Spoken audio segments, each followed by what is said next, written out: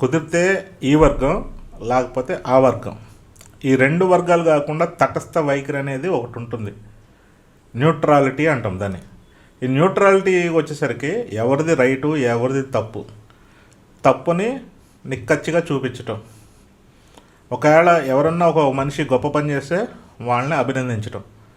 సొసైటీలో ఈ విషయం కనుమరుగైపోతుంది. ఏంటంటే ఒక ఐడెంటిటీ ఇస్తున్నారు ఒక మనిషికి. అతను ఏంటి, అతను ఎవరు, అతను ఎవరంటే ఏ ప్రాంతం, అతను ఏ మతం, ఏ కులం, అతను ఏ పార్టీ అనేది ఏంటంటే ఒక స్టాండర్డైజేషన్గా ఫిక్స్ చేస్తున్నారు అనమాట. ఫిక్సింగ్ అంటే నువ్వేంటంటే కొన్ని పరిధులు గీస్తారనమాట. దీన్ని బట్టి నీ ఐడెంటిటీని బట్టి నీ ఆలోచనలను బట్టి ఒక పరిధి గీసి నువ్వేంటంటే ఆ పరిధిలోనే నీ యొక్క మాటలు కానీ ప్రవర్తన కానీ లోబడి ఉండాలి. అంతకుమించి దాటి ఉండితే మళ్ళీ నీకు అటువైపు వెళ్తున్నామని చెప్పి ఆ ముద్ర వేస్తారు. ఇలా కాకుండా మనం ఏ విషయానికి ఆ విషయాన్ని చూసి దాన్ని మన చదువుని బట్టి, మనకున్నటువంటి కామన్ సెన్స్ని బట్టి మనం దాన్ని నిర్ణయించగలగాలి. అది తప్ప ఒప్ప ఏంటి, అసలు దానివల్ల ఏం జరుగుతుంది ఎఫెక్టు. ఇదేంటంటే మినిమం ఉండాల్సిన సెన్స్ అనమాట. ప్రతి మనిషికి ఉండాల్సిన సెన్స్. దానికోసమే మనం చదువుకుంటున్నాం. కానీ చదువుకొని కూడా మూర్ఖుల్లా తయారైపోతున్నాం మనం ఈరోజు. అంటే ఇది ఏంటంటే ఓన్లీ చదువుకున్నోళ్ళు అని కాదు, చదువుకున్నోళ్ళకు ఉన్న మెచ్యూరిటీ కూడా ఈ మధ్యకాలంలో చదువుకున్నోళ్ళకు ఉండట్లా. నేను చెప్పే మెయిన్ పాయింట్ ఇక్కడ ఏంటంటే, ఇప్పుడు నీట్ గురించి మాట్లాడామంటే మనము కాంగ్రెస్కి ప్రోగా ఉన్నట్టు, బీజేపీకి వ్యతిరేకంగా ఉన్నట్టు. అలా కాకుండా ఇంకే విషయం అన్నా మాట్లాడటానికి మనకు ఛాన్స్ లేదు. మనకు ఒక ముద్ర వేసేస్తారు ఈలోపే. ఒకవేళ నీట్ని మనం ఇప్పుడు జరిగేటటువంటి బీజేపీ ఏ రకమైన వైఖరిని అది అవలంబిస్తుందో దాన్ని మనం సపోర్ట్ చేస్తే మళ్ళీ బీజేపీకి ముద్ర వేసేస్తారు. అంటే ఏంటంటే ఈ మధ్యకాలంలో లాస్ట్ 10-15 ఏళ్లలో ఈ సోషల్ మీడియా బాగా ర్యాండమ్గా డెవలప్మెంట్ అయిన తర్వాత జరిగినటువంటి మెయిన్ పరిణామం. ఇంకా దీనికి తగ్గట్టు జర్నలిస్టులు కూడా ఏంటంటే క్లియర్గా ఫిక్స్డ్గా ఒక వర్గానికి కొమ్ము కాస్తూ ఉంటున్నారు. ఇప్పుడు ఆమె తులసి చందు గారు ఎప్పుడు కూడా బీజేపీని పోవటం అనేది ఉండదు. ఈమె రాములమ్మ గారు అనే ఆమె ఎప్పుడు కూడా బీజేపీని వ్యతిరేకించడం అనేది ఉండదు. అంటే ఏంటంటే క్లియర్ కట్గా ఒక పర్సన్ అనేవాళ్ళు ఏంటంటే బానిసలాగా మారిపోతున్నారు. అంటే బానిసలు చేస్తున్నారు.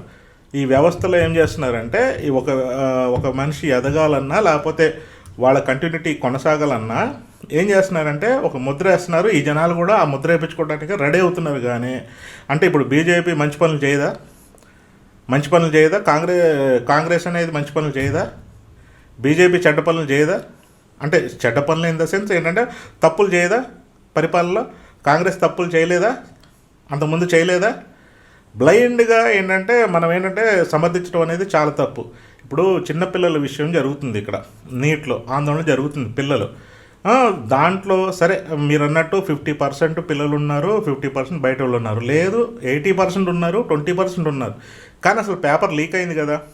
పేపర్ లీక్ అయింది, పిల్లలు ఆత్మహత్య చేసుకున్నారు, ఎక్కువ ప్రెషర్తో తల్లిదండ్రులు తలబాదుకున్నారు, మనోవేదనకు గురయ్యారా లేదా? దీనికి నైతిక బాధ్యత తీసుకోవడానికి తప్పే ఉంది. ఎవడో లీక్ చేశాడు, మాకు సంబంధం లేదు, వాడెవడో లీక్ చేశాడు, వాడికి శిక్ష వేసాం అంటున్నారు. కానీ ఒక భారతీయుడికి, ఒక దేశభక్తి కలిగిన ఫస్ట్ వ్యక్తికి ఉండేటువంటిది ఏంటిది? ముఖ్యమైన పాయింట్ ఏంటిది? నైతికత అనే. అప్పుడెప్పుడో ఒక 20 ఏళ్ళ క్రితం ఎక్కడో ఒక ట్రైన్ యాక్సిడెంట్ జరిగి ఒక 200 మంది చనిపోతే రైల్వే మినిస్టర్ అన్న అతను నైతిక బాధ్యత కింద రిజైన్ చేశాడు ఆయన పదవికి. ఎంతమంది చెప్పినా ఒప్పుకోకుండా రిజైన్ చేశాడు. ఈ ట్రెండ్ మనం యాక్చువల్గా 50 ఏళ్ళ క్రితం చూసేవాళ్ళం. వాళ్ళ సెగ్మెంట్లో వాళ్ళకి సంబంధం లేకపోయినా కింద లెవెల్లో తప్పు జరిగినా కూడా నైతికత అనేది ఒకటి ఉండేదన్నమాట. జవాబుదారీకి అదొక ప్రతీక అనమాట. దాన్ని ఇప్పుడు మేము జనాలు అడిగితే దాన్ని ఏంటంటే మూర్ఖత్వంగా బీజేపీ గవర్నమెంటు చాలా విషయాల్లో చాలా నిక్కచ్చిగా దేశానికి అనుకూలంగా నిర్ణయాలు తీసుకుంది. దాంట్లో తప్పు మేము ఎట్టి పరిస్థితుల్లో ఆ విషయాన్ని మేము ఇక్కడ తప్పు పట్టట్లేదు. కానీ ఈ విషయంలో అంత మూర్ఖత్వంగా ఎందుకు వెళ్ళాల్సింది? ఇప్పుడు అక్కడ 30 రోజులు జరుగుతుంది, ఇంకా ఇది ఎన్ని రోజులు జరుగుతుందో తెలియదు, ఎంతమంది చివరికి ఇది ఎలా ఎండ్ అవుతుందో తెలియదు. మీరు ఒక స్టాండ్ తీసుకొని ధర్మేంద్ర ప్రధాన్ గారితో రిజైన్ చెప్పేసి వచ్చిన నష్టమే దాంట్లో ఏం జరిగిపోతుంది? అదొక వాళ్ళకి విజయం అయితే అవ్వనివ్వండి, కానీ ఈ ఇష్యూ ఇక్కడతో ఎండ్ అయిపోతుంది కదా. మొత్తం అంతా కూడా ఒక పొలిటికల్ సినారియో అంతా ఇక్కడ గుమిగూడి ఈ కాక్రోచ్ జనతా పార్టీ అనేది ఒక సెటరికల్ ఆస్పెక్ట్, దానికి అసలు ఫ్యూచర్ లేదు, వర్తమానం కూడా లేదని అనుకున్నాం. అది ఒక లీడ్ తీసుకొని ఇంత పెద్ద ఉద్యమాన్ని నడపటం ఏంటి, అక్కడికి రకరకాలైనటువంటి వ్యక్తులు రావటం ఏంటి, వాళ్ళు అసలు నీటు జరిగింది, నీటు ఇలా పేపర్ లీక్ అయింది దాని గురించి మాట్లాడకుండా 370 ఆర్టికల్ గురించి ఎందుకు మాట్లాడుతున్నారు మీరు? ఆర్మీ సైనికులను ఎందుకు మీరు కించపరిచే వ్యాఖ్యలు చేస్తున్నారు మీరు? అసలు ఫస్ట్ వీళ్ళని ఇమ్మీడియట్గా అరెస్ట్ చేయాలి. ఈ రాజకీయంగా బతుకుదాము జనాల మీద అనుకున్నాను ఫస్ట్ వీళ్ళు అసలు ఈ ఆందోళనకారులు కూడా వీళ్ళని ఆహ్వానించకూడదు. వాళ్ళు ఏంటంటే వాళ్ళ మనుగడ కొనసాగించడం కోసం, దీని నుంచి రాజకీయ లబ్ధి పొందడం కోసం 370 ఆర్టికల్ గురించి ఇక్కడ మాట్లాడి భారతదేశంలో జమ్మూ అండ్ కాశ్మీర్ అనేది ఎప్పటికీ అసలు ఇమ్మీడియట్గా అరెస్ట్ చేయాలి ఆమెని, అరుంధతి రాయ్ గారిని. ఎవరైతే ఇక్కడ ఈ విషయం మీద దాని గురించి మాట్లాడండి. అంటే దీన్ని ఒక చిన్న బేస్ చేసుకుని దీని మీద మీ రాజకీయ భవిష్యత్తుని, మీ రాజకీయ ఒక ఆలోచనలతో ఒక పెద్ద బంగ్లా కట్టుకుందామని చూసారా? ఇంతకంటే దుర్మార్గం ఏమీ లేదు.